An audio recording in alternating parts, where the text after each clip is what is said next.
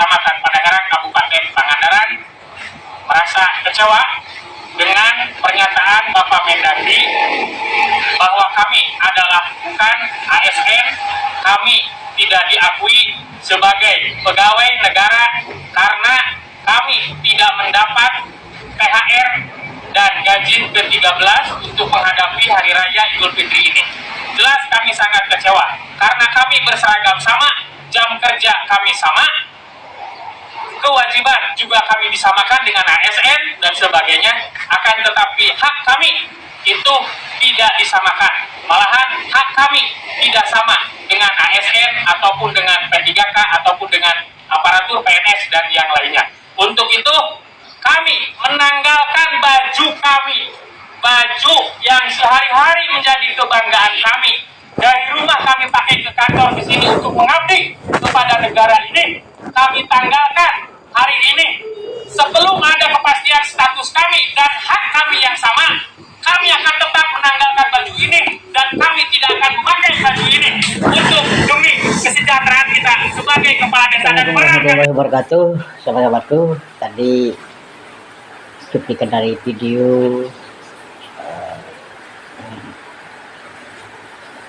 terjadi di pemerintah desa, perangkat desa di salah satu kabupaten Pangandaran, Jawa Barat. Beberapa hari yang lalu, beberapa waktu yang lalu, semacam melakukan unjuk rasa karena tidak mendapatkan hak sekaligus perhatian seperti yang diterima oleh para ASN maupun ASN yang berstatus PNS maupun ASN yang berstatus P3K. Seperti ya yang diterima oleh para ASN PNS dan ASN P3K ini menerima gaji 13 maupun THR lebaran atau gaji 14 dan hak lainnya. Jadi begini, sahabat-sahabatku atau saudara-saudara yang ada di video tersebut, coba pelajari lagi dan dibaca lagi Permendagri nomor 83 tahun 2015 ya, tentang proses pengangkatan kita, proses pemberhentian dari perangkat desa. Dan situ dijelaskan prosesnya begini dan begitu, termasuk di dalamnya ada persetujuan dari camat atau pemimpin wilayah kecamatan. Nah, sahabat-sahabatku, kalaupun bapak-bapak, saudara-saudara yang berstatus sebagai perangkat desa di video ini di salah satu kabupaten Pangandaran, Jawa Barat ini, menuntut hal yang seperti yang saudara-saudara kita yang lain menerima fasilitas gaji 13, gaji 14 atau THR dan lain sebagainya, tentu tidak semudah itu, sudah sangat jelas. Ya, saya benarkan apa yang disampaikan oleh Menteri Dalam Negeri atau Pak Mendagri ya, bahwa perangkat desa berbeda statusnya dengan para ASN PNS maupun ASN P3K. Dari proses rekrutmennya saja ya sudah seperti itu. Terus SK yang diterima pun ya sudah jelas berbeda. Kalau ASN ya rata-rata ya secara jabatan ya, SK yang mereka terima itu dari bupati, di mana tempat dia bertugas atau mengabdikan dirinya sebagai ASN PNS maupun ASN P3K. Nah, berbeda dengan saudara-saudara sekalian yang berada di dalam video ini. Anda sebagai perangkat desa tentu pengangkatannya barangkali hanya sebatas kepala desa, otomatis legalitasnya dan proses pengangkatan rekrutmennya juga sangat berbeda. Juga barangkali tentu saja hak-hak yang kita terima juga berbeda jauh ya.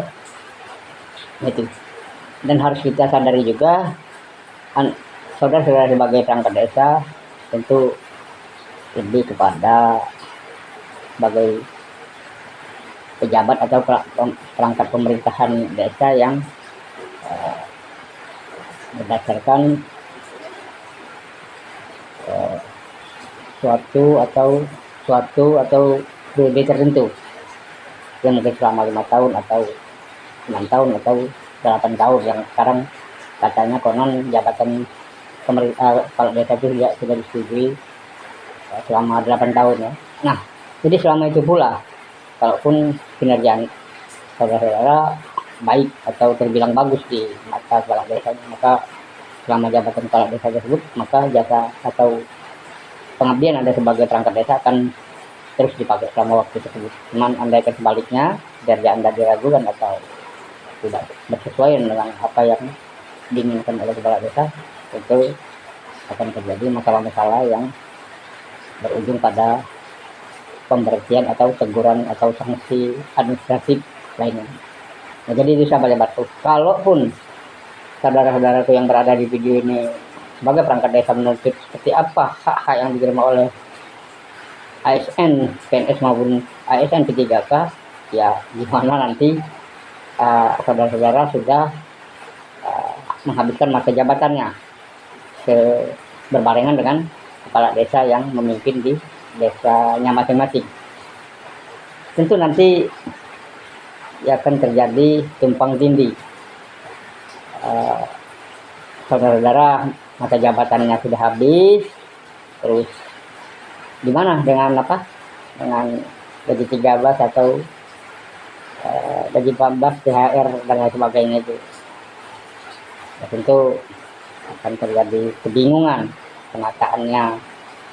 Dan gimana pula dengan para perangkat desa yang nantinya akan dipilih oleh seorang kepala desa yang mungkin nanti akan terjadi pergantian melalui proses pemilihan kepala desa misal.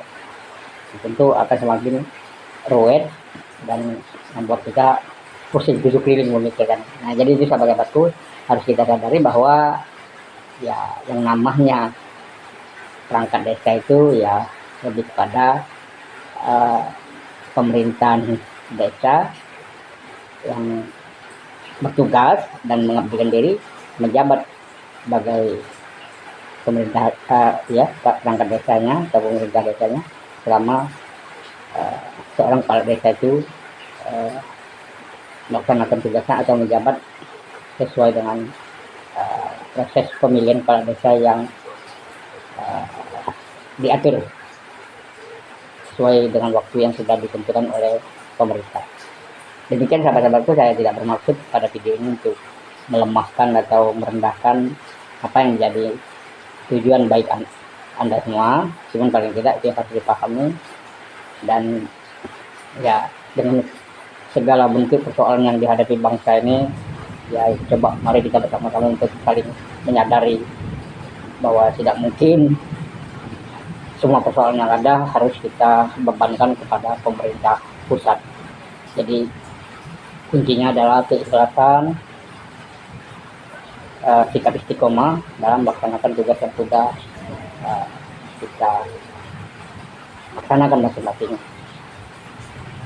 Selangkah baiknya Anda juga sudah dipilih dan dilantik sebagai perangkat desa oleh kepala desa masing-masing, yang disyukuri bahwa kita di tengah-tengah masyarakat kita memiliki nilai jual yang mungkin lebih dari masyarakat yang lain.